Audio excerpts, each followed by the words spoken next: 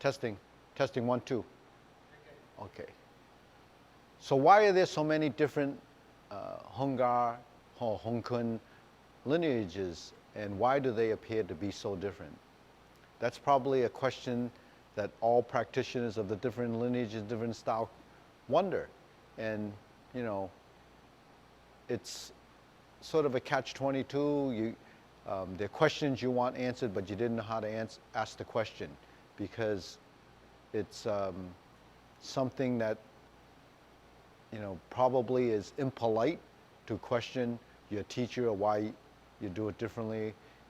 And the main reason is what I said in the last video, was because, you know, from the top down, the teacher teaches many different people. The people that study and learn, there's some interpretation, and is subject to certain interpretation. Some people along the way study other styles, and they bring some of the strategies into the movements. So that somewhat alters the system a bit, but maintaining the framework of the traditional form. So the reason there's differences sometimes is because the level of teaching or the level of understanding. So, you know, without discrediting anyone, the differences are apparent because of that interpretation, and some of it could be misunderstanding, some of it is a stylistic difference that they think is better. So, you know, each teacher is going to put their imprint on it because they feel that they're adding to it to improve it.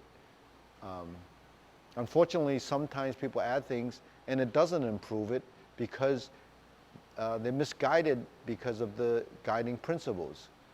So, you know, my teacher used to say, you have to learn from a renowned teacher. You know, a renowned teacher is someone that's famous, that is well known and has gone through the learning process from direct transmission. So that's what's really very important, that you have to go to the source to learn. Now, you know, loss in translation sometimes is because there's miscommunication because of language. So even though you're copying the movements, you may or may not really understand what he's trying to get across. Now, you know, most people think martial arts should be very physical, should be strong, it should be powerful. But even that, those three things that I just mentioned, is somewhat subject to interpretation and based on skill level. So, you know, you really have to go through this process of learning and understanding. Now, there are a lot of teachers out there, a lot of practitioners out there that are missing this component. And unfortunately, they're missing this component, which is not their fault. It's really the nature of the beast. You know, if you're in some part of the world that you can't access a teacher all the time, then that becomes a problem for your training. If you're a teacher teaching and you only can teach to a certain limit or to a certain level, then, you know, that's going to affect, you know, your business and your student. If you're learning from someone that only reached a certain level and you can't go further, but out of respect you continue to do it, it really kind of hinders you as a student. That if you reach the potential that you've reached based on the level of your teacher, then it would be, I think, okay for you to search for something that's going to answer some of the questions or improve your execution or your understanding. So one of the things that I've started to do is streaming, and someone who has learned traditional Hung Gar for many, many years and have spoken to and been guided by some of the renowned teachers, I could say to you that even when I first started, I would question why there were so many different approaches and so many different stylistic differences. But because of these stylistic differences, I would say it's because of these stylistic differences, I would say it's mainly because of the misinterpretation and misguidance. And when you practice traditional Hung Gar, especially the Lam family system, a lot of people that seen my students or have seen me performing, they would say, how come they're so different? Actually, a lot of that is somewhat misunderstood because of the amount of strength you use, the execution, the timing. A lot of that can be clarified if you understand why you have to do things a certain way. And my goal in this stage of life is actually to help preserve traditional Hong Kong and to make students globally better and to clarify some of the misunderstanding or misinterpretation by some of the teachers in the world.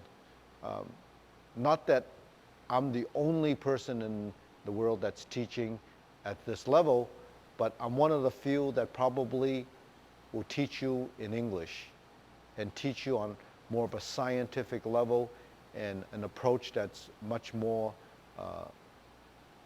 logical and approaching it in more of a methodical way, because Hong Kong is systematized, it's methodical, it's very precise, and the theories that drive its movements handed down by our forefathers, which only if left intact by doing it that way can we achieve the level of excellence that we want globally as one system.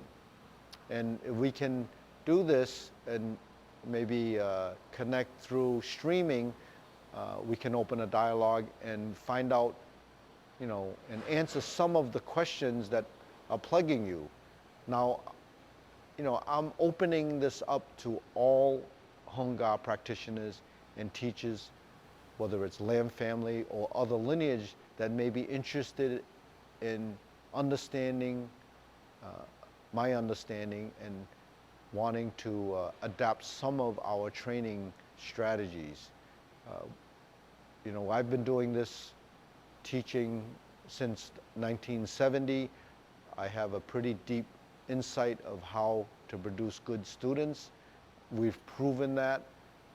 We've been around for a long time, and my teacher was a stickler on the precise and precision movement that we should be building into our forms, our execution, and ultimately in our techniques. So if you're interested, you can email us at info@calvinshin.com, open a dialogue, express the interest, and we can categorize the tutorials and the lectures based on who you are and what level you are and what you've learned. I'd like to work with teachers, long-term practitioners, novice, and even new people. All of those different levels and demographics needs to be addressed in a different way. Each level has to learn specific to their understanding.